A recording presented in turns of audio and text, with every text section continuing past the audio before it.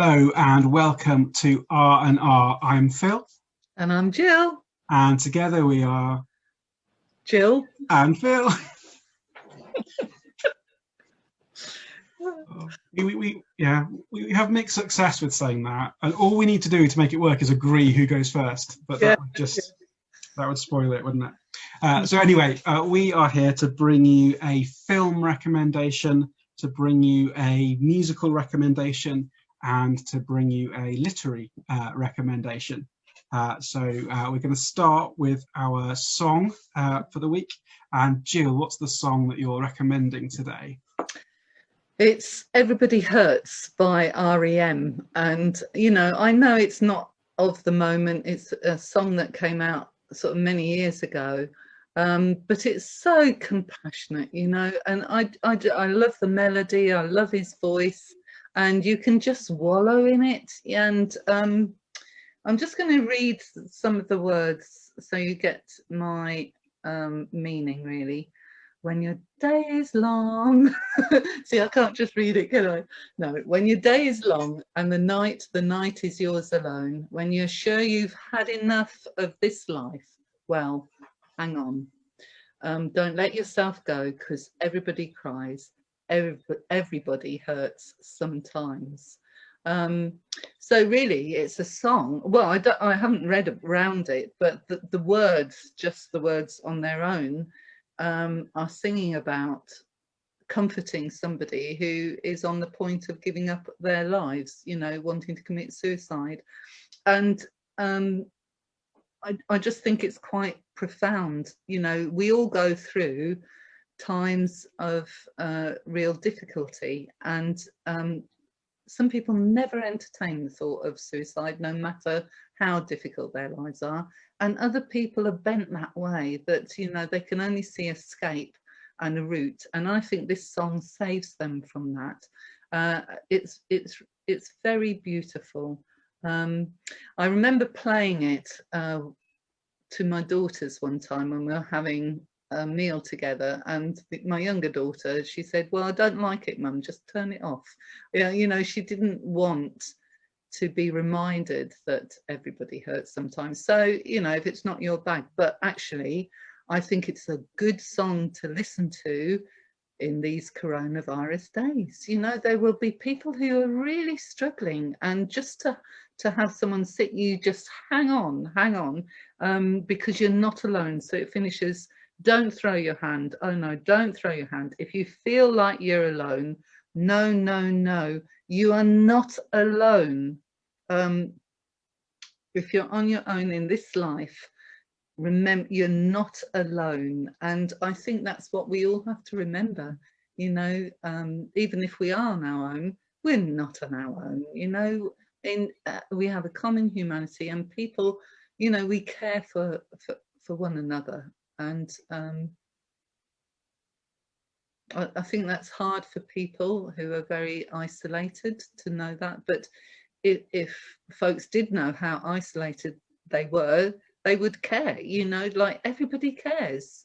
So anyway, that's my song for this morning. Yeah, I just love that everybody hurts. And like you say, in this time, it's so easy. I guess someone with kids think, oh, it must be so easy if you don't have kids in lockdown. And I'm guessing there's probably people without kids in lockdown thinking, oh, it must be so easy if you've got kids to cheer you up. And it's just like, we're all suffering and struggling in lockdown, and it might be different things people are struggling with, but the point is everybody hurts, and it's hard for everyone.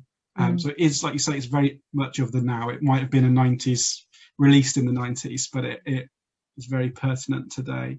Yeah, thank you. Good. Well, that was my choice. So I'm going to share a film with you now. So my film is called Tag, which is on Netflix. It's just a joyful film in many ways. So it's about this group of men who grew up together, and they played tag when they were growing up, and they've kind of kept the game of tag going for 15-20 years after they've left home. So in the month of May every year, they kind of pick up where they left off with the game of tag. So to give you a kind of a flavour of it, the opening scene, you've got one of them has become the CEO of some big, it's the Dow Jones, isn't it, the American FTSE? Yeah. He's the CEO of that company, and he's sitting down in a conference room with a journalist from the Wall Street Post, or who's going to be writing an article about him, and his school friend has got a job as the janitor in the building and has kind of snuck into this interview just so he can tag his friend. So yeah, the way you're laughing, yeah, this is definitely up your street, Jill. Yeah, okay, I hadn't heard of it, so I'm going to watch it. So yeah, it's just great fun, and it's just that kind of, it's all about the joy of just keeping that childhood going, even though they're grown-ups and they're getting married. And the plot is that there's one person that they've never managed to tag before, and he's told them he's going to retire after this year, so they want to tag him. And yeah, I'm hoping not spoiling too many jokes here, but he's like a ninja. You kind of, it's quite funny. So yeah, so I recommend it as a kind of just a source of joy, and the fact that just the joy and childishness and the importance of childishness. So I was reminded of that verse in Matthew 18, watching it. Truly I tell you, unless you change and become like little children, you will never enter the kingdom of heaven. And this is just a film that just encapsulates that for me. I should probably give you two disclaimers now, actually. The first is, every time I say this film reminds me of that Bible verse, it makes it sound like I spent my entire life watching films thinking, what Bible verse might this remind me of? Since we've started doing this, every time I sit down to watch a film, I'm like, could I use this for R&R? If so, so it's...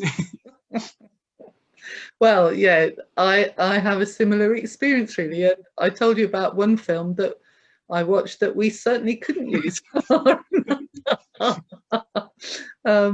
yes, which I will not recommend. Anyway. Yeah, and then my second disclaimer with this film is it is quite coarse at times, which I was a bit upset about, because actually I was watching it thinking, if it wasn't for a lot of this swearing and a lot of this kind of vulgarity, I could quite happily sit down with my kids and enjoy this film. But it's a 12 or a 15, and it's got that higher rating for a reason, which is a bit sad, really, because it's a joyful story I would have loved to have shared with my kids, but I have to wait a few years before I can.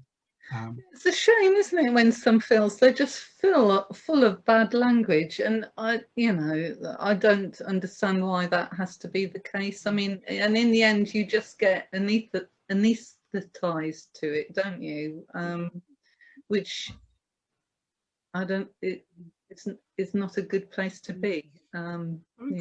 So I'm fairly tolerant of it. If it helps the plot, I will go with it. But when it's just for the sake of it, yeah. So we're going to move on to our book now. Jill, what book have you brought for us? Well, so I haven't got a fictional tome. I've got this book, which is called The Artist's Rule, and it's by a lady called Christian Walters Painter. And I'll just read what it says at the back, so I don't mislead anyone. It says, Christine Walters Painter, that's quite a mouthful, isn't it? Spiritual director and Benedictine oblate, what's an oblate? Invites readers to discover and develop their creative gifts in a spirit of prayer and reflection. This 12-week course draws on the insights and practices of Benedictine spirituality to explore the interplay between contemplation and creativity.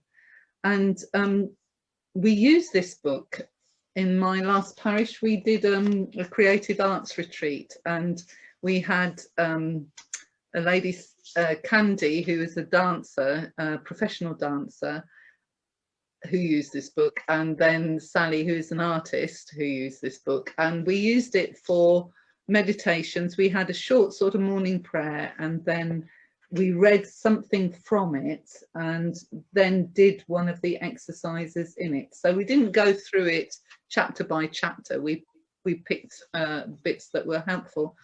and I haven't really come across Benedictine spirituality particularly, but after that, because it was so enriching, I just loved it. And we do that and then spend a couple of hours either drawing or painting or writing. And we did it in one of the beautiful little churches that we had, with a lovely, beautiful graveyard in the middle of nowhere. So it's a lovely environment actually to do that. So we'd go away for an hour and a half, 2 hours, and then come back together and share what we'd done. And there were 8 of us doing it. Not everyone was Christian, you know, but it was such a good time of sharing and opening up, and people were so willing to share and give of themselves. And then we had a picnic, and then we did the second bit, which was to go off and finish it all off, that sort of thing. So I didn't lead it, but I did oversee it. It was Sally and Candy who sort of led it. And then after that, I bought my own copy of the book, and for my morning quiet times, I sort of worked my way through it. So it takes you through the prayer of Lectio Divina. I always think of Divina, you know, the TV presenter. Oh, yeah, it's me too. But very confusing. Anyway, you know, meditative prayer, and then through the different exercises, and I found it's for me, it did change the way I relate to God, and just gave me a richer experience and really a broader understanding.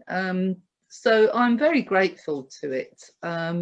So I'm not frightened now of sitting still. Before, I would always, when I pray, I always speak aloud. You know, I intercede, I express myself, because then I know what I've said. If I don't say it, I'm not sure that God's heard me. So I have to say it, or I have to write it down. But this book taught me just to be quiet in God's presence and to let him, you know, lead my thoughts, and just to be content, to be who I am, and to understand where I've come from, my family, my ancestry, if you like, and rejoice in all that, and rejoice in creation and in all the seasons. You know, it's very Celtic spirituality, I would say. So I know I've told 1 or 2 people in the parish about it, and it's not everybody's cup of tea. You know, I think some people wouldn't give it the time of day, but if you want to go on a journey with God, I think it's fantastic. So I would recommend it. I'm sorry, the sun, I can't do anything about it just now, but the sun's getting in the way. So yeah. It's brilliant when you've got books like that take something ancient like Benedictine spirituality and then present it in a modern, accessible way. Yeah. And the Christine Walters painter, she's an American, and she's living in Northern Ireland now. And you can go on retreats with her, which I would be a bit scared of doing, I think. I don't know why, because it's not exactly where I'm coming from, sort of thing, but it's nice to dip in now and then. Yeah. I was a bit miffed because I misheard her name the first time. I thought she'd written a book about art and her surname was Painter. But there's an extra R in there, isn't there? Yes, it's Paintner. Paintner. Yeah, the artist rule. Yeah. So on that slightly frivolous note, thank you so much for joining us. We'll be back next week with some more R&R. But for now, it's goodbye from me. And it's goodbye from me. Bye. Bye.